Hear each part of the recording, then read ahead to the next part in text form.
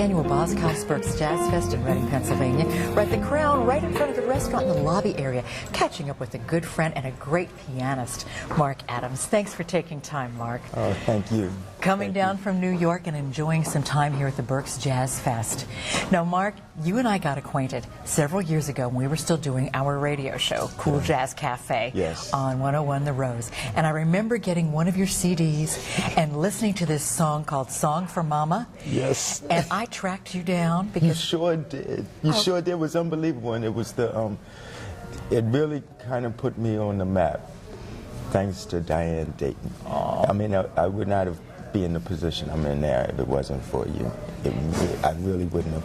She found a number for me and called me, and we've been friends since. Yeah. We've been friends since. Now, what you do is beautiful. Let's talk a little bit about your background, what you've learned. You're classically trained. Yes. Okay. Yeah. And then how did you get into jazz, Mark? Well, I started playing classical music, and then I felt that I could do more if I could use that technique in the jazz idiom. Mm-hmm. So I started studying with Kenny Barron, and Dennis Moorman and Jackie Byard, and then I started working with Ron Carter after that, who had a nonette, which is like a classical jazz group. And it was a lot of reading music. I still didn't have my jazz stuff together. It took a long time to get the technique and make sense with playing jazz and improvising and kind of having some control over your improvisation and your chops, and then learning the vocabulary of this music. So it took me a few years to really get it together, and then started playing with Roy Ayers, and that kind of did it for me. That really did do. In fact, you tour a lot with Roy too, don't you? Just came back from Australia and Japan. We just missed the tsunami by like 5 days. Good. Yeah, but I was just there in February, the whole month. Toured all over Australia and did 2 cities in Japan. So it was nice. Yeah, he's in Europe now. Is he? Yeah. Well, I always love when you send me those postcards from around the world. I send you postcards from everywhere. I've been doing it for years. I love it. It makes me smile when I go to the mailbox. So you were down last night. You're going to be down tonight, and you were playing as a part of the jam session, yes, with the midnight jam session that Gerald Veasley's doing. I love Gerald Veasley. I love his playing, and we had an amazing time. I can't even recall all of the people we played by. I know I played with Gerald Veasley, and Rick Braun. I got to chat with Brian Bromberg because I had not seen him in a long time. We have a lot of mutual friends from Chicago. So I had a great time, and there was other artists there that I didn't really know, but we spoke, and it was just an amazing night. And it wouldn't have been possible if it wasn't for Diane Dayton saying, bring your butt down here.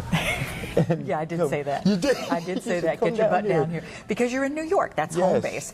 But you're so much around the world most of the time, and that's the only way I find out is through the postcards. Let's talk about some of your influences. I know Joe Sample, you're going to connect with him for dinner today. I'm going to meet up with Joe Sample later this evening, and Wayne Henderson, and Wilton Felden. And see, something a little personal. Wilton, this will be his second show performing. And, you know, the Crusaders got back together. Yes. This is the original Crusaders. Now, Wilton Felden, one of the original Jazz Crusaders, has been in the hospital for 5 months. Had a mass on his back, and I mean, he was sick. And my father is going through the same thing. So there's an inspiring story that I got from talking to Wayne Henderson today and Wilton about his recovery. And it showed me that there's hope, and that mind over matter. And that was beautiful. I can't wait to speak with them. But no, Joe Sample is great. I love Joe Sample. Huge influence of mine, as well as George Duke, as well as Herbie Hancock. Yes. Now, you've got some CDs. Let's talk about what you have out. You've got some great things going on. How many total do you have now, Mark? Well, I have 4. Okay. Well, the 4th one comes out Tuesday. Okay. The first one is the one that you made happen, Asceticism. was the first CD, and then I did Feel the Groove, Something's Going On, and now I did Embellishments this month. There we go, Embellishments. Great, great. Now, where can we find your CDs, Mark? It should be in all FYE stores. I don't remember the store in Philadelphia. There's a couple of stores in Philadelphia. One stops as well as, I don't know the name. That's all right. But it will be hard copies all over. Let's talk about what you do with your music. Let's talk about the sound you're trying to create and what you're doing. I'm trying to evoke emotions. I feel jazz is the music of this planet because the way you move in jazz, the way the weather changes, you never know what the next note is in jazz when you're improvising. So, and I try to put all of my emotions in the music. Yes. In the music, and try to evoke emotion. Yeah, and that comes out so much, and that was the first thing that struck me. There's so much emotion, and I know you who tour all around the world, you see how music brings people together and how it is a universal language. What does that feel like when you're performing? Let's say in Japan. I mean, that's a whole different audience there, but yet we're connected. Yes, we can connect through music, and I think that one of the greatest things about playing music is watching how people can let themselves go, and whatever they were thinking about, any problems they may have been going through, they feel better come after they've watched a performance. They forget about anything that's going on in their lives, and to be able to be a part of something like that, I think is amazing. Yeah, it is. And I love that. Love that aspect. One quick question. What do you see in the future for you? What are your future plans or goals? Let's look at the crystal ball. Wow.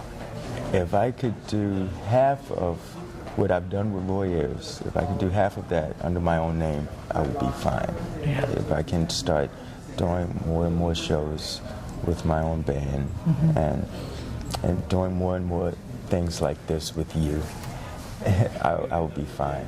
Well, that's just great. want to be fine. Well, you are such a talent, and anybody who hasn't heard of Mark Adams yet, you need to hear what he can do.